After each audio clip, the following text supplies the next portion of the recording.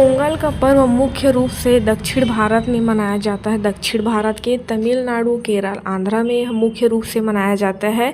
यह पर्व सूर्य देव को समर्पित है। इसमें गाय तथा बैलों को पूजा किया जाता है। गाय बैलों को नहलाया जाता है। उसके बाद उन्हें फूलों और आभूषणों से सजाया जाता है। जो महिलाएं घर में पोंगल बनाती है उसको गाय बैलों को खिलाया जाता है। यह पर्व मुख्य रूप से 4 दिनों तक चलने वाला पर्व है, जिसमें भोगी, थाई, मट्टू और काडुम या कन्या पोंगल शामिल है। तो चलिए देखते हैं पोंगल के बारे में। इसको कब से कब तक मनाया जाएगा, क्या इसकी विशेषता है और इसको क्यों मनाया जाता है। पंचांग के अनुसार पोंगल का त्यौहार साल 2025 में 14 जनवरी को मनाया जाएगा। इसी दिन उत्तर भारत में मकर संक्रांति का भी त्यौहार मनाया जाएगा। पोंगल का पर्व 3 से 4 दिनों तक चलता है। इस दिन सूर्य देवता की पूजा की जाती है। पोंगल का नाम तमिल शब्द से लिया गया है, जिसका अर्थ है उबालना, जो कि एक विशेष व्यंजन है जिसे नए कटे हुए चावल के साथ गुड़ और दूध से बनाया जाता है। देवताओं को पकवान चढ़ाने के बाद इसे गायों को चढ़ाया जाता है। उसके बाद परिवार के सदस्यों को। प्राचीन काल से मनाया जाने वाला यह त्यौहार तमिल लोगों के लिए बहुत महत्व रखता है। इसे फसल उत्सव की खुशी जनवरी-फरवरी के महीनों के दौरान 4 दिनों की अवधि तक रहती है, जिसे थाई के रूप में भी जाना जाता है, जब हल्दी, चावल और गन्ने की फसलें काटी जाती है। इस त्यौहार के प्रत्येक दिन अलग अलग उत्सव मनाए जाते हैं, अर्थात भोगी पोंगल त्यौहार पहले दिन मनाया जाता है, थाई पोंगल या सूर्य पोंगल त्यौहार दूसरे दिन मनाया जाता है, मट्टू पोंगल त्यौहार तीसरे दिन मनाया जाता है और काडुम पोंगल या कन्या त्यौहार चौथे दिन मनाया जाता है। पोंगल त्यौहार का महत्व। यह त्यौहार पहली बार संगम युग के दौरान मनाया गया था, जो इसे द्रविड़ सभ्यता का पहला फसल उत्सव बनाता है। इतिहासकारों का एक और समूह दावा करता है कि यह त्यौहार 2000 साल पहले थाई निरादल के रूप में मनाया जाता था। इस त्यौहार का पहला संदर्भ भगवान विष्णु के प्रसिद्ध वीरराघव मंदिर में पाए गए शिलालेखों में पाया जा सकता है।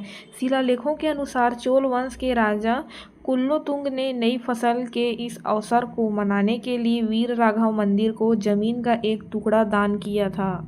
भारत किसानों की भूमि है और इस तरह कृषि देश के अधिकांश लोगों का प्राथमिक व्यवसाय है। यही कारण है कि यहाँ मनाए जाने वाले बहुत से त्यौहार प्रकृति और उसके आशीर्वाद को समर्पित हैं। पोंगल एक ऐसा त्यौहार है जो देश में मनाए जाने वाले अन्य फसल त्योहारों जैसे उत्तरायण और पोंगल कोलम से मेल खाता है। यह एक फसल उत्सव है जो सूर्य और वर्षा के देवताओं यानी सूर्य और इंद्रदेव को धन्यवाद देकर मनाया जाता है।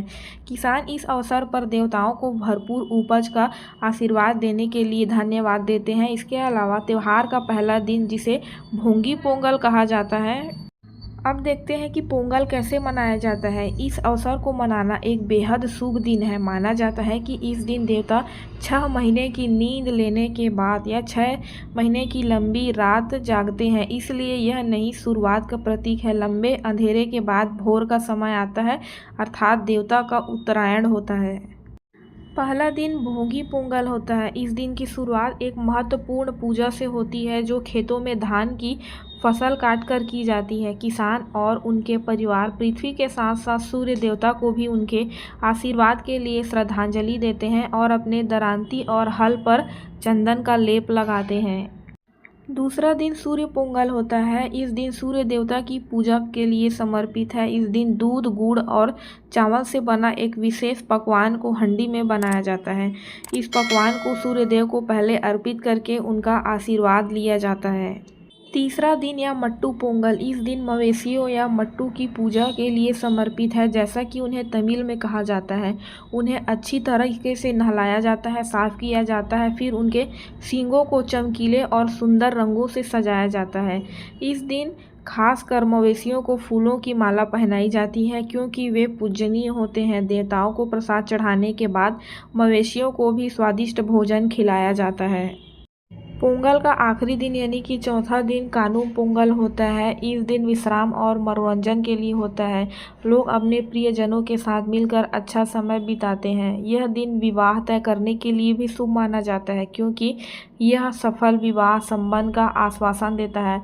अब मैं बताऊंगी कि इस पोंगल को भारत के अलग अलग राज्यों और क्षेत्रों में किन किन नामों से जाना जाता है।